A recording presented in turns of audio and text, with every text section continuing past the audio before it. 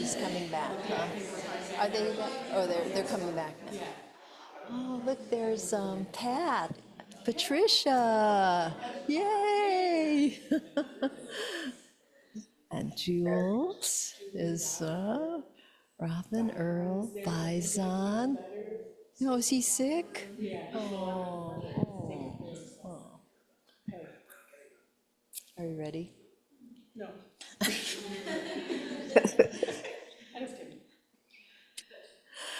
Good morning, everybody. How wonderful to see you all here today.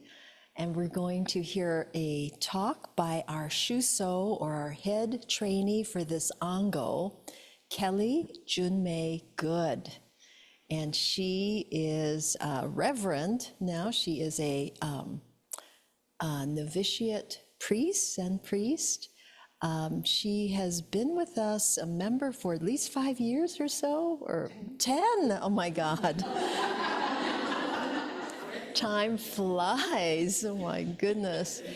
And she's a very talented person. She teaches, she used to lift weights and everything. Anyway, it's my pleasure to introduce Junmei, who's going to be talking about the 4 Immeasurables. We'll leave the microphone there in the middle so that as conversation gets going, we can just grab a mic. Those of you online, can you hear me okay? Yeah, good, okay. So feel free to unmute yourselves and hop in. We'll fit you in. I'm easily able to do that. Could I just give a friendly reminder, those of you online, can you check that you're muted as we get started, and then unmute when you speak and mute yourself again when you're finished. It will help make it feel more continuous, the conversation in the room and online. So thank you for that. Well, first of all, I want to thank you for all being here.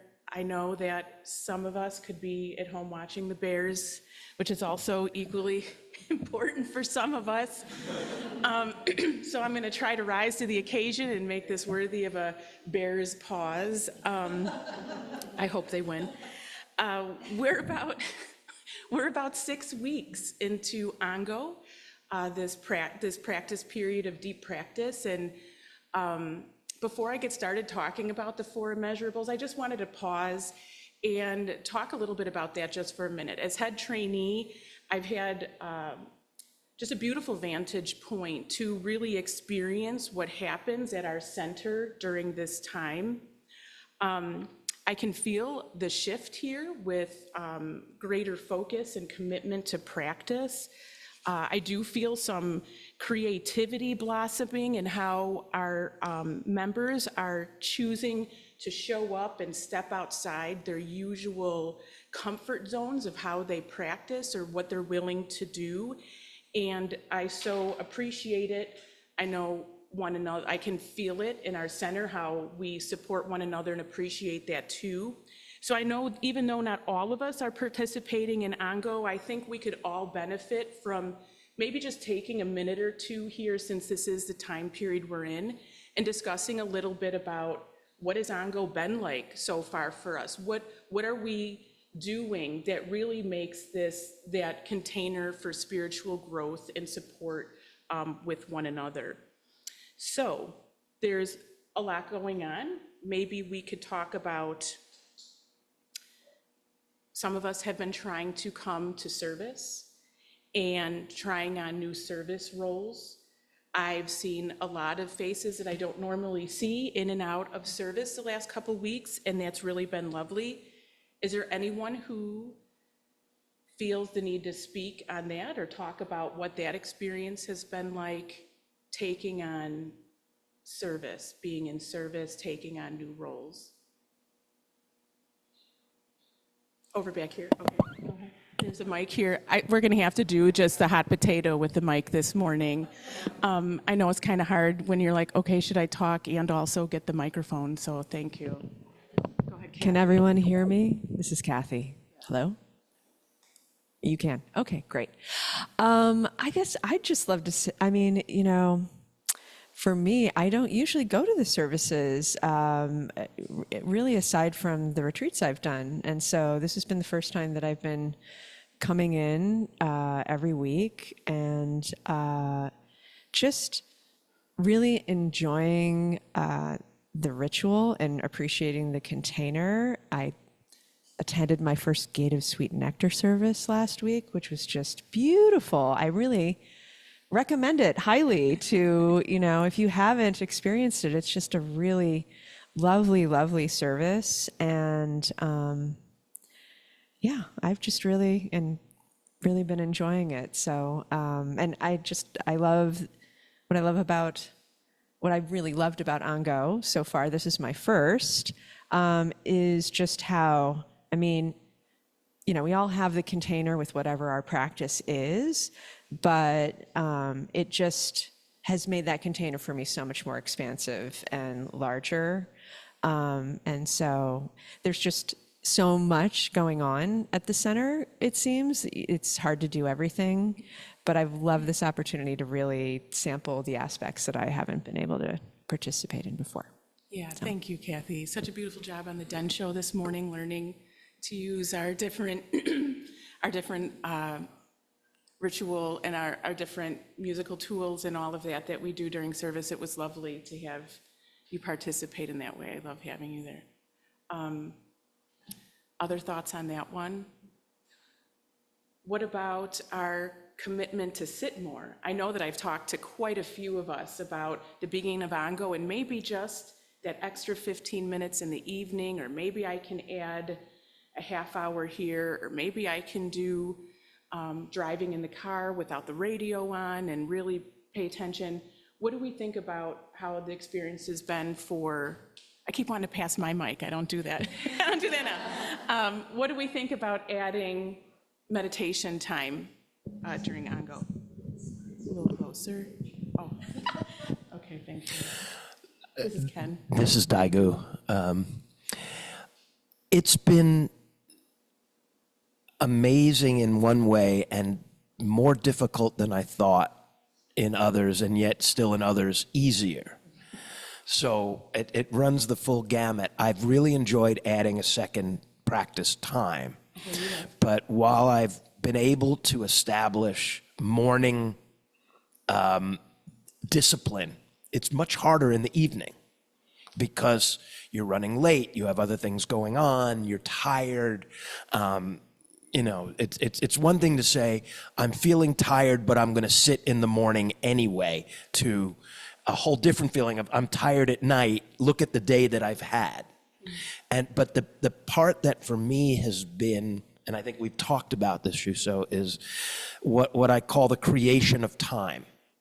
Being much more sensitive to what I'm doing, that to borrow from the sutra, to waste my time day and night, getting off my phone, stopping the scrolling, not putting on the TV, sometimes not even putting on the radio and listening to music, but just allowing that quiet, and not to be distracted. I have been surprised at the amount of time that's been created in my life.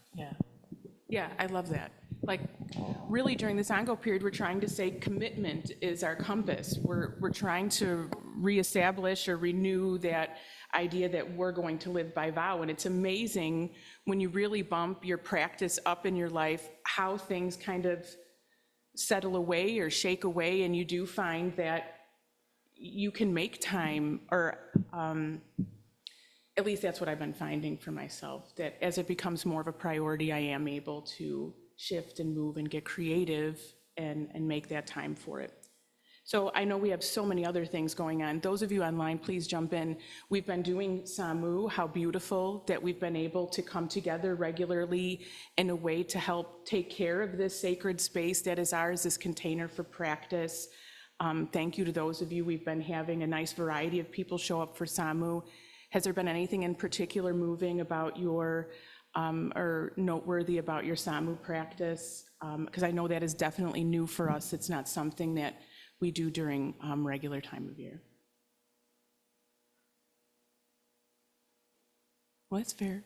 And along with that, we do have book study classes. We are doing morning meditation. We've been seeing Ango participants pop in for that. Please know, those of you who are not in Ango, that morning meditation is available to everyone. You'll likely see more faces as we move through Ango. It's a 7 to 7:45, and you're able to come in. You don't have to come in right at the bell. We accept you at any point in your morning. If it's a way for you to get an extra 10 minutes in or to balance and establish yourself before the day begins, wonderful. We'd love to have you with us. So with that, I will say we are working on a book study, or working on a book, a wonderful book by B. Alan Wallace, The Four Immeasurables, and wanted to just kind of blow it up a little bit for all of us and see how this impacts, or how it may impact our practice as we're deepening through this Ango experience. B. Alan Wallace, as you may or may not know, he's had many books written on Tibetan Buddhism, and he's the founder of the Santa Barbara Institute for Consciousness Studies.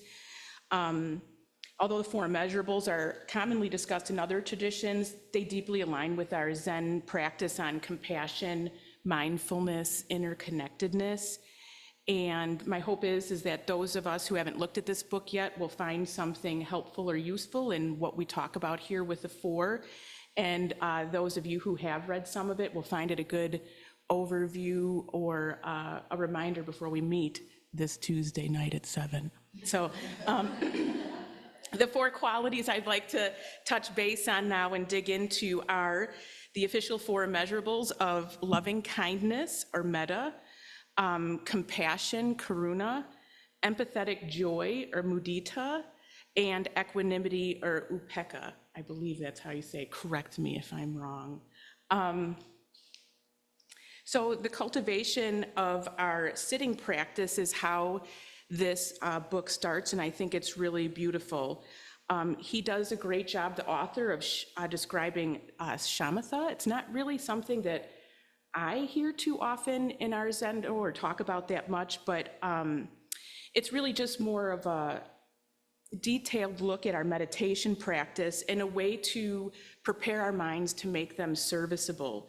I really like this idea. He stated that starting with a strong practice, we can then prepare our mind, however we see then, to be of service in this world or engage in loving action, with our minds then fit for purpose with this practice that we establish.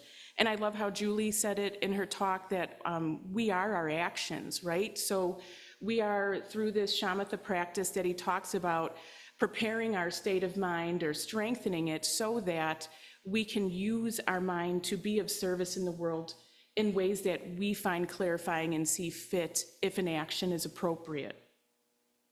So the cultivation of our sitting practice, he emphasizes building relaxation, stability, and then some vividness into it. And that's how we ready ourselves to be of service in the world. So he describes the practice of shamatha is to be with the mind itself. If you use your mind as an object, it's kind of easy to just sit there with a blank mind, and I've been known to do that from time to time. So he talks about bringing this vividness where you are, like the Roshis instruct, to follow our breath, count the breath, sit with that through the whole experience, and it keeps a vividness to it so that we don't become just blank in our mind and maybe a little lethargic or lazy. And I'll talk a little more about that. So that is what our practice is, counting the breath or following the breath. And over time, we can then transfer this focus to like a mental sign or something else that appears, or like a lojong or some sort of something other that develops as you go on. But we all start as a fundamental counting the breath, following the breath, and we do often return to it. So with that, the basis of our meditation practice and deepening of our practice established, then it makes the landscape for us to dig into or develop some more loving kindness or loving kindness practice. So what do we say about loving kindness? I really believe that the whole of our existence, our whole consciousness is really love, this experience of love, right? It's the basis of our human nature. Loving kindness is called then a quality of mind that we cultivate, and then, like I was saying with Julie's talk, we then exhibit in our behaviors. In our meditation practice, we focus on a yearning with loving kindness, as Wallace calls it, this yearning for every person, sentient being that we focus on with our mind to be well and to be happy.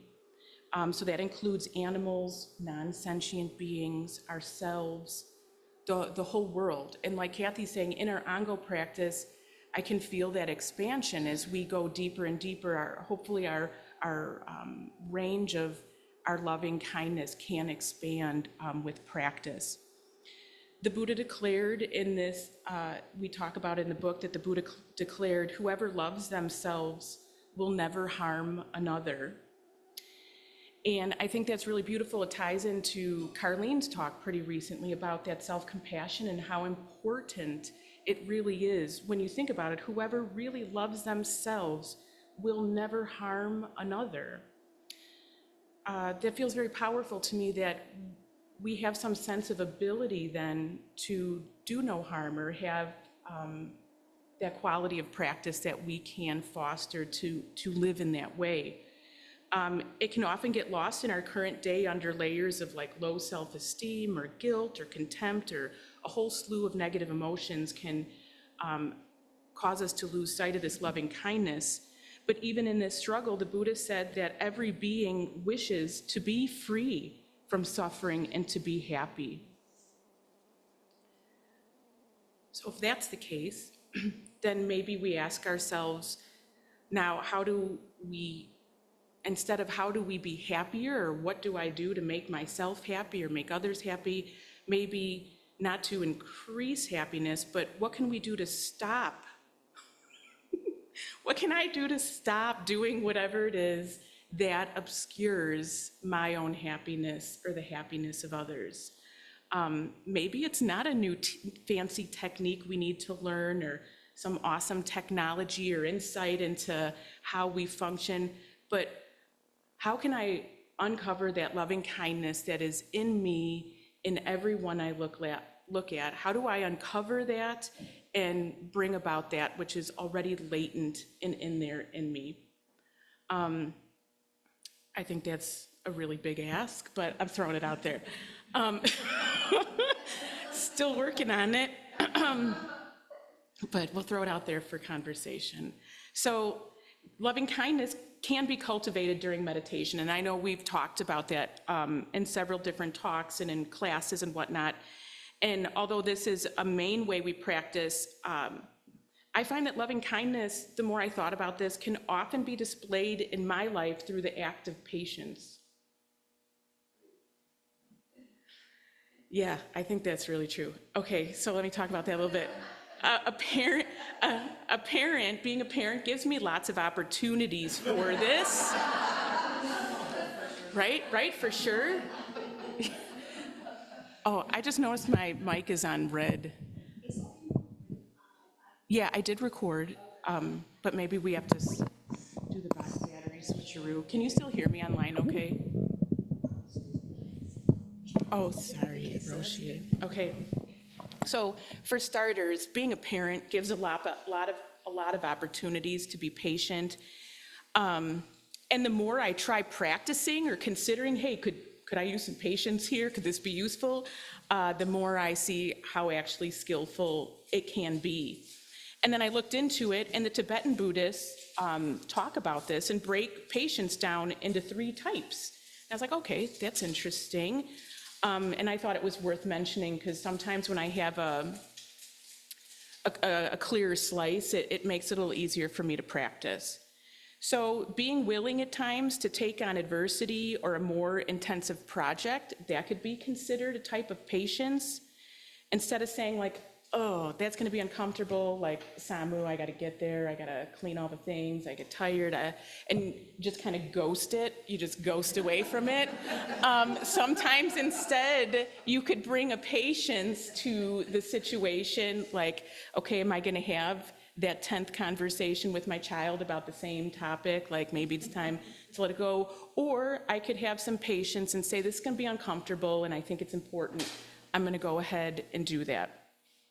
Sometimes patience is what I consider its classic form of not doing anything. I'm just kidding. But in response to maybe a patronizing remark or continuing a conversation that I could already tell is not going to go well, you know, it might escalate, it's not the right time. Maybe it's better just to be patient and do nothing else for that moment.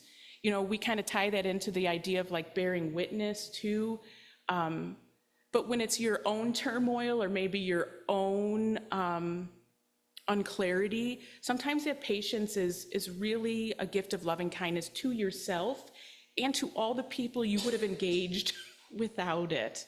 And that leads me to the third one that does tie into it. It is patience. The third one that the Tibetan notice is patience is noticing when your mind is afflicted or charged, and then maybe that passionate wanting to react to something, and we recognize the less wholesome state of our mind, we decide to just be patient until it passes, and then we have a more balanced state of mind back, where we then can make or have more clarity maybe of right action. Because as practitioners, we know, like everything else, our afflicted mind is not forever. It does not last. It moves on. Conditions change, and if we can be patient, or if I can be patient with myself, then maybe I can find clear seeing in some moment. So really this loving kindness helps us see through this illusion of separateness, and I feel like that's a big topic, but which I'm looking to discuss further in our book study. But I think that loving kindness takes us outside of ourself and helps us dissolve that bit of separateness that I think is essential for really loving interaction to occur. Also, offer a few lines of loving kindness. I want to say I really enjoy this and have been picking it up again during Ango, where I like people that I don't know or don't have any charge to, and wish them well, wish them peace, wish them ease in their day, wish them success with what they take on. And I really enjoy it because I find it's a great way to shut off whatever soundtrack you may have going in your mind. It's a way to disrupt my patterns of usual thinking, or just going through the to-do list and getting ahead of myself and not being in the moment. That wishing loving kindness to another really helps bring me back into the moment and helps maybe uncover a little more that loving kindness that we all know that we have and is actually here for us. Okay, so then any thoughts, comments, anything? Yeah, Ken, anything arising? Man, it's such a habit to pass the mic. The idea of loving kindness and patience in particular for me is tied into the idea of spaciousness. Okay. And it reminds me of my father. My father's favorite radio show when he was a kid, he told me, was The Shadow. Okay? And in the tagline, between the action and the reaction falls the shadow. And for me, that has been a metaphor that if I can increase that space between the action and the reaction, and in some cases, it only has to be a split second where I can then catch myself and go, dude, why do you want to respond this way? Well, because oh, okay. It's just that little space with practice allows me to stop doing harm. Yeah, no. And then start the process. I love that, Ken. That's a great point. We call that in our foundations classes, like minding the gap or sitting with that gap. And that's right. Like, I don't have to, it could just be one breath. It could be 5 breaths. It could be 2 minutes, but really it could be a split second. And as you practice it more, it comes a little faster where you're like, let me think a minute, you know what I mean? Like, let me take a pause. And I think it can be so powerful or so transformative in how skillfully you move in the world. Yeah, I love that. Anyone else online around here? Hi, I do see all of you. Okay, compassion. So the desire for all beings to be free from suffering, which is a core part of our Bodhisattva vow, is sort of a little bit of the tweak that brings us to compassion. So instead of just saying, may everyone be well and happy, we're saying, may you be free from suffering. If you were to focus on compassion yourself, you would say something like, may I be free from suffering and all sources of suffering. Although compassion is described as dovetailing, right, with the loving kindness, it's, like I said, more of bringing attention to those who are suffering than of like finding joy per se. There's a lot of scientific research around compassion that I thought was interesting to share because, wow. Compassion has been found to benefit those who receive compassion as well as those who act from a place of compassion, and those who witness it benefit from the act of compassion as well. Wow, how powerful, right? Makes sense, that's part of our Bodhisattva path. But they did a meta-analysis, several studies on this. I think Julian Holt-Lundsted, just tell you I'm not making it up, and colleagues found that compassion and the connected relationships they think that develop because of compassionate acts have been found to support your immune function, speed recovery from illness and injury, reduce inflammation. It is also found that it lends itself to people living longer lives. Melanie's nodding, right? You agree with this? Okay. In another study, this was super cool too. In another study, nonverbal communication of compassion. So as Bodhisattvas, do we know what this is? Sort of what you're all doing to me right now, making eye contact with me, nodding as I'm talking, helping me move along, leaning in. What else do we have? Facial mimicry, where you see another and share their face of distress or joy, or that open body posture where none of you are crossing your arms and turning away from me like you're out of here. They've done studies at people who are in the position of receiving nonverbal communication associated with calm autonomic nervous systems, regulated breathing, and heart regulation as well. So how powerful when we talk about that, just nodding and saying hi to someone who passes you on the street, letting that person who needs to jump in traffic. Like, we're not only benefiting ourselves, but we're benefiting others, and everyone in that environment that watched you do that benefited too. Wow, like really how powerful, right? Yeah. So, where am I? That was a good one. Yeah, no, I know. That was so compassionate, Ken. I wasn't that lost, but thank you. That was awesome, thank you. Okay. But this also needs to be this compassion. This compassion also, though, needs to be shared without a sense of self-importance or fear or pity. And I think it's important as you develop this or think about it, or, you know, as it arises in your practice, make sure it's not coming from a place of pity. It doesn't have the same energetic exchange, I have found. And then that's a place of practice for you too. Why would you feel pity for another? What is coming up for you there? I also think that empathy ties into compassion. And I think that the ability to encounter the suffering of another is a great practice that is strengthened through meditation, which then helps us build that mental flexibility to share in another's pain or suffering without being entirely consumed by it, which is so important to not do that if we are going to give ourselves the opportunity to see a loving action. So that empathy, I feel like, as I look at it, provides us that energy maybe to move us then into compassionate action, but we can talk about that. This practice also comes with it bearing witness, like I said, being fully aware of someone else's suffering, but then also not judging them or trying to fix them. You know, the fixing thing, man, I got to turn it off. No one really likes to be fixed. You don't have their solutions. My life is too complicated. Your life is too complicated. I don't even understand my own life, let alone everyone else's. I'm not fixing anything, but I can be here with you. And like we're saying, that compassionate act is very powerful in and of itself. So if that's all I can do, then I feel like maybe I can be happy with that. And this also relates to then this non-attachment and just not turning away from suffering to just seek out positive experiences. We need to include the whole range of what our life really is, and compassion can be included in there. Thoughts, comments on compassion?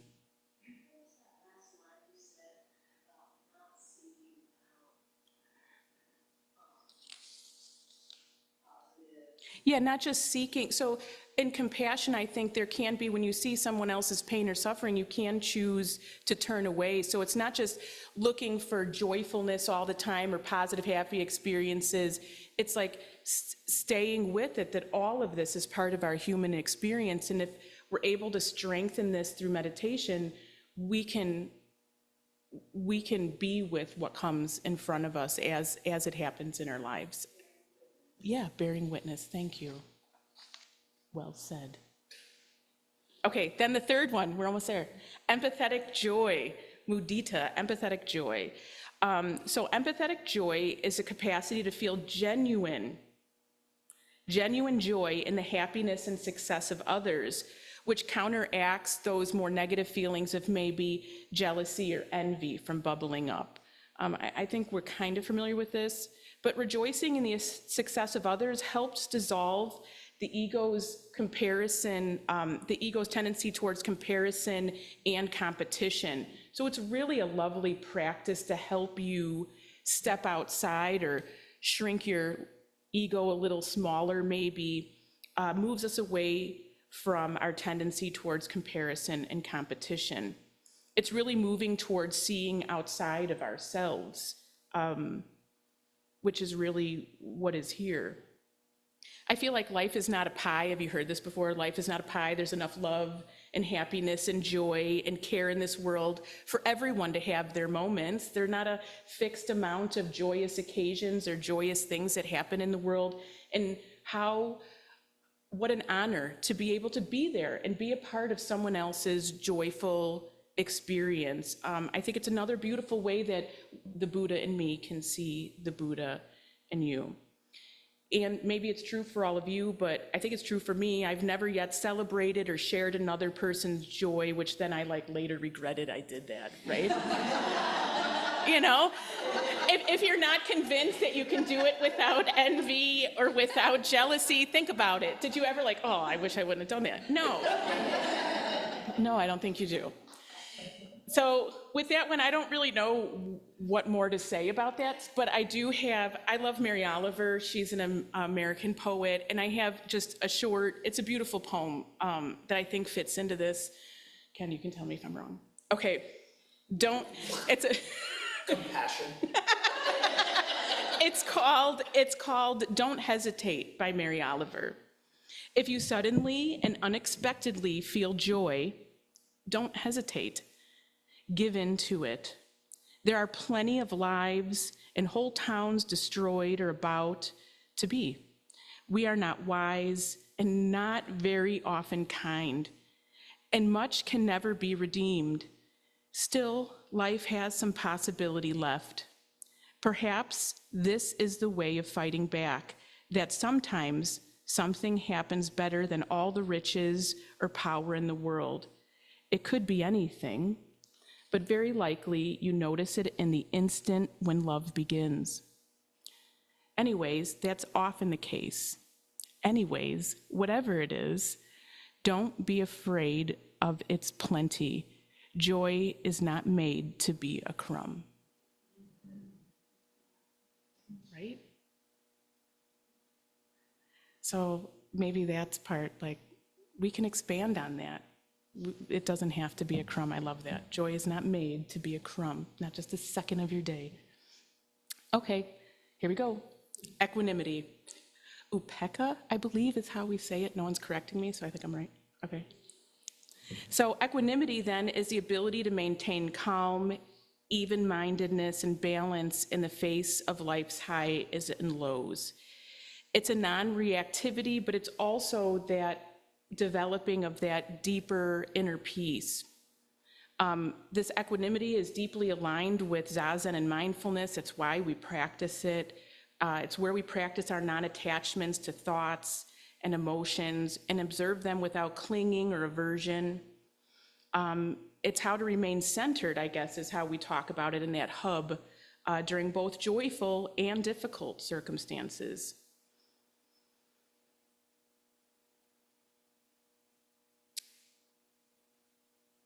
Okay.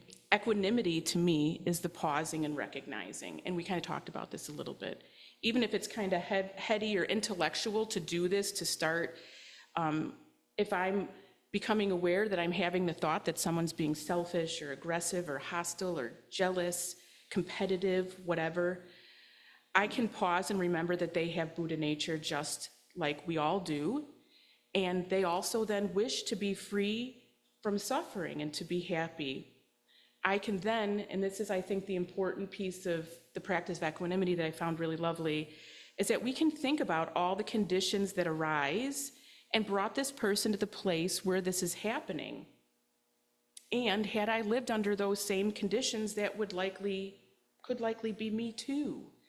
So having that bigger lens, I think, or that wider lens a little bit to think about where someone is coming from, or all the conditions and situations, the last day, the last week, the last month, the last year, that brought that, then I think it's a little easier to hold a more level point of view.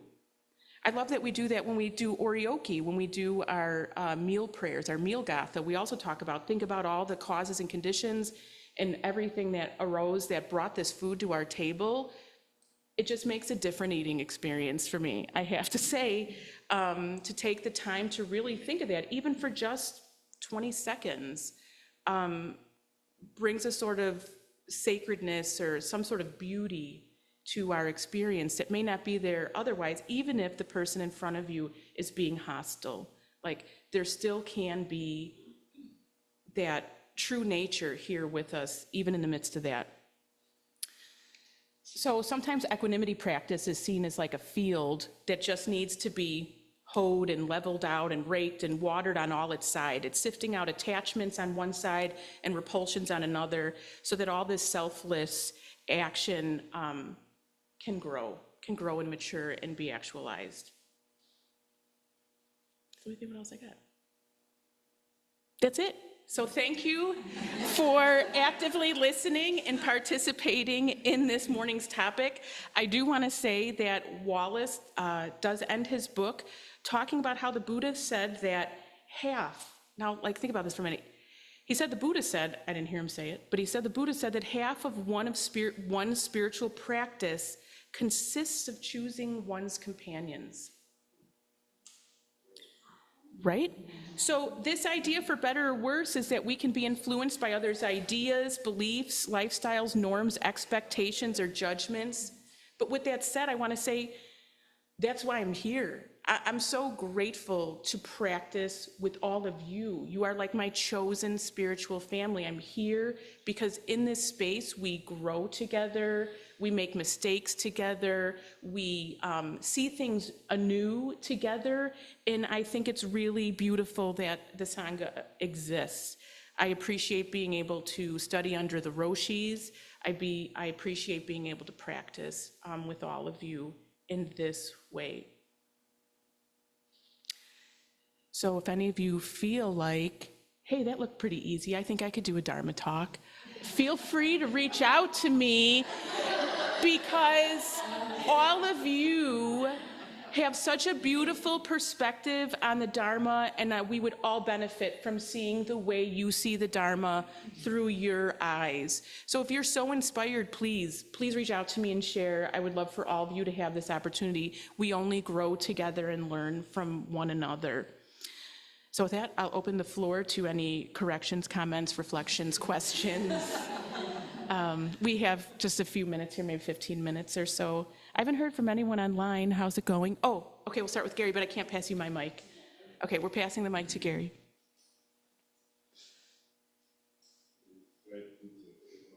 Yeah, the kind of on the side of the bottom. It's hidden. Yeah, it's tricky. Well, thank you for the talk. Our morning this morning before we came here was, should we go to the Zen Center? I don't know. What do you want to do? What do you want to do? I don't know. So Been there, yeah. I looked online and said, as Kelly's talking, I said, hey, I said, it's Kelly. And we said, we're going. Oh, thank you. That's sweet. Yeah. Related to your presentation on patience, there's a video that's available online, and anyway, it's Michael Che and Seth Meyers from Saturday Night Live, and they're speaking. This has nothing to do directly with Saturday Night Live, but they're speaking to a large audience in New York about Saturday Night Live and their careers and everything. And they both started as stand-up comics when they were younger, and both said that it was invariable that when they were doing their set, they would look out there and everything would be going well, and then there would be one person who was sitting like... Right, he's showing this. That's the commentary happening here for the... And they said that they both got thrown off by it. They felt like the rest of the set didn't go. They would finish it, go backstage and say something like, who let that idiot in, But they both came to develop patience. Yeah. And to say, okay, this person, I'm not going to let this person upset me. Maybe they had a bad day, or maybe they're just trying to be a jerk, but I'm not going to buy into it. So. Right. Oh, that's beautiful, right? To not respond, to choose, right? Just to go on with you. That's great. Diane, yeah? Oh no. Oh no. Over here. Over there. Over here. Over there. Okay. I found that talk to be very profound. It really resonated. But I have a question as a newbie, because you said that compassion, all you can do is like sit with it and sit with the person, and then you were also talking about right action before that, and doing in compassion, and so I would love some connection between that, because you can. I do a lot. My main activity is in natural area restoration. And I do that, one reason is because I have, I believe, compassion for all of the plants and the animals and the beings and even the river and the rocks and everything. But I can't just sit there and bear witness. Right. Sorry, because the birds don't have enough to eat, so I have to plant certain kinds of shrubs and in a certain way that gives them the correct structure so they have enough shelter as well as forage. Right. So I'm trying to fix it. Yeah. So if you could kind of connect that, because sure. I where's that? Yeah, line? so there is the bearing witness, and that's great. That line probably changes and evolves as you evolve in your understanding of what's in front of you. And I think that like the loving action for you may be, as you said, like planting shrubs or whatever, but you also know that you're not going to now dig a new stream or, tributary for all the fish to have. Like that's not going to be loving action. That's just going to burn you out. You're going to fall into despair. That would be the end of that. So we know that the loving action, like I think about when sometimes someone's sick and you're there to be with them and share with that. Sometimes you bring them soup. Sometimes they have plenty of soup and that's going to rot in their fridge if you bring them one more meal, right? So there is some sort of line of like taking that pause, I think, to consider what is actually really useful or helpful in the moment and what are you actually able to do. Maybe it's like here, that was loving action, just sharing that is something that you do, that you tend to nature in that way. Maybe that inspires other in the room to talk to you and do that too. That was a loving act to share that as well. So I think it can be really varied. But I do like that it's not always just the bearing witness, but I feel like that moment first, going back to what Ken said, where it gives you that pause then to really consider what would be most effective. You have a comment on that one, Roshi? Yeah. Yeah. I heard something yesterday in a group I was in. Listening is the first hug. Oh, that's beautiful. Yeah. Yeah.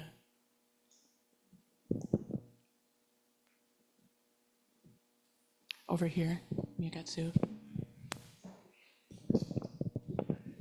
Thank you, Shuso. That was a lovely, lovely talk, and I especially love your humor and your authenticity as you talk about this.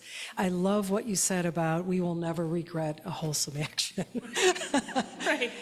And so it's a win-win, isn't it? It's a win-win that we will never regret wholesome actions of body, speech, and mind. So thank you for that reminder. That was just lovely. Thank you. Over here. Back it up. You're off, I think.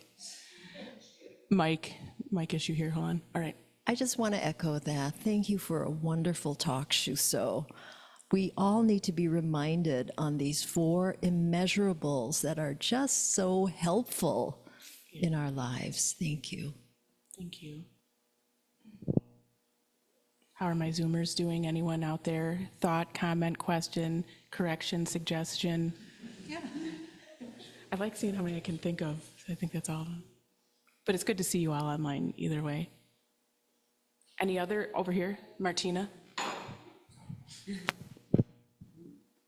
I just wanted to thank you for, I wrote down, don't hesitate, and it was regarding the joy, like don't hesitate, don't wait, like if you have a joyful moment, just embrace that energy. And I think myself or like others around me, I see it like we forget about that. We like, oh, I'm too busy right now, or I have too much going on to be joyful. I really can't take a break. Yeah. So it's a good reminder. It's like you don't have to wait for your vacation. You don't have to wait to go out of the country to be joyful. You can just stop and look at the leaves falling and be joyful. So it was a great reminder. Thank you. Yeah, thank you. Right, that comes from, I love that, right? Because as a parent to parent, right, in your moment, like that is so cute or so joyful or so exciting, something your child did, and you're like, okay, now get your shoes on, we got to get to the doctor, and you know, right? You just like, okay, that's a crumb, that's enough, let's go. We got to get to the grocery store, I got to start dinner at 3, you know, whatever, right. So that is, right, a great, I enjoy that too. I'm glad that resonated with you. Okay, online, in the back. Yeah, go right ahead. Thank you. Good morning. This is the first time I've heard you speak, and I'm very grateful that you are there, and I wish I were there so that I could meet you face to face, but here we are, Zoom land. Yeah. So my question is, I tend to be quite agitated by suffering that surrounds me, and it seems to be woefully increasing in our world. So I guess I've heard this notion, and I believe that it happens, although it has many names, and that is compassion fatigue. Mm-hmm. And what do we do with compassion fatigue? Because we care so much, and there is so much suffering that surrounds us in the everyday world in which we live. That's a great comment. I know Roshi Joshin popped online here. I feel like Roshi does a great job talking about compassion fatigue. I feel like he's our expert here. If you'd like to say a thing or two on that, Roshi. Yeah, I'd be happy to say something. I think it's a miswording to speak of compassion fatigue, because I think where we get burned out is when we're not skillful and we're not really, compassion is an emergent quality that happens in our interpersonal relationships with each other. And when I think compassion generally is quite resilient with suffering. It actually is a capacity to be with suffering without getting burnt out. When we get burnt out, we get upregulated in some way, and we're not being skillful. So as an example, if you empathize with somebody suffering, but you're not present to yourself as you do that, you don't do that with a clear intention, you very easily get what they call in neuroscience upregulated. You get triggered. And once you're triggered, then you're stressed, then you have anxiety and stress, and which leads to burnout. But I think if we practice something like the grace process, and you're really grounded in how you are, if you're just listening to the news, we probably all get upregulated. And just don't listen to so much news. But I think generally when compassion is present or alive in our hearts, we're much more resilient to suffering than otherwise. So I think the notion of saying compassion fatigue is really not helpful. I can see that we get fatigued from, empathic fatigue, maybe being empathic without being connected to being embodied with ourselves. We go missing. Then you get overwhelmed by somebody else's suffering, and at that point you've gotten triggered. So I think compassion is a superpower. when we have kind and having a broken heart doesn't burn us out. It just breaks our heart and opens it at the same time. Thank you, Roshi. Thank you, Roshi. I really appreciate those reminders. Yeah. And just thinking while I'm listening, the whole idea of self-compassion is like when to shut it down, like when you can't do another thing, to really give yourself space and time and to be compassionate to yourself. Hope that's helpful. Yeah, thank you. Very hard to do. I had a comment. Sure. Go ahead, Deb. In my brief history with Ango, I'll be hopping back in, I hope, but you said something about Samu. Yeah. Is that okay? You said it was kind of underrated. Yeah. I'm sorry. And I was teasing. Yes. Well, but the people I know, because when we started coming in, some of the days that we did Samu, it would be like very few people would be here. And I noticed that. But it was fun. I mean, it honestly was. We painted a fence. It was great. And we did the shades, we did fans. And honestly, it was actually fun. It was good to move around and feel like you own something. I mean, I could easily overstate my participation, honestly, but but actually it was fun to be with other people, and Melanie and I were working on things, but I don't know. I just wanted to put a plug in for that. Oh, no, thank you. And thank you for noticing that, because I was teasing. I've had many a lovely moment weeding with Jun Roshi in the garden, painting with Daigu and Dan, working together as a community and doing what's in front of you and just focusing on what you're doing without a timeline or the stress of how to complete it. There's something really beautiful about that. And I do always walk away feeling grateful for the experience. And we often have good food after too. A good potluck.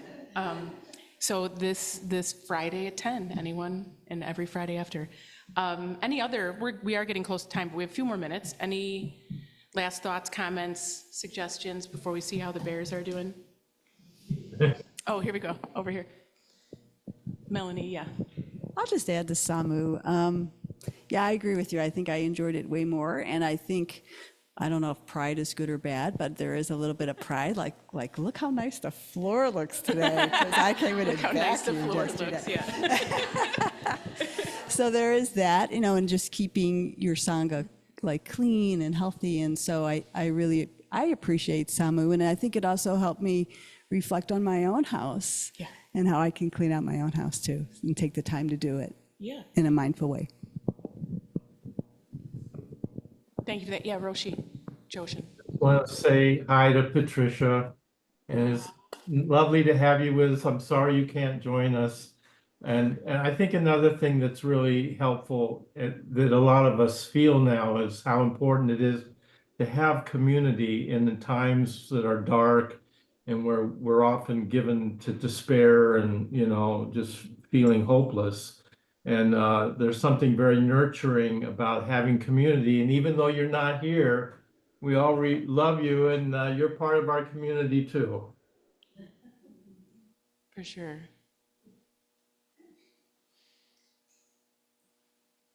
Any last comments? We ready to break for kinship hour? Is that a wrap? Yeah.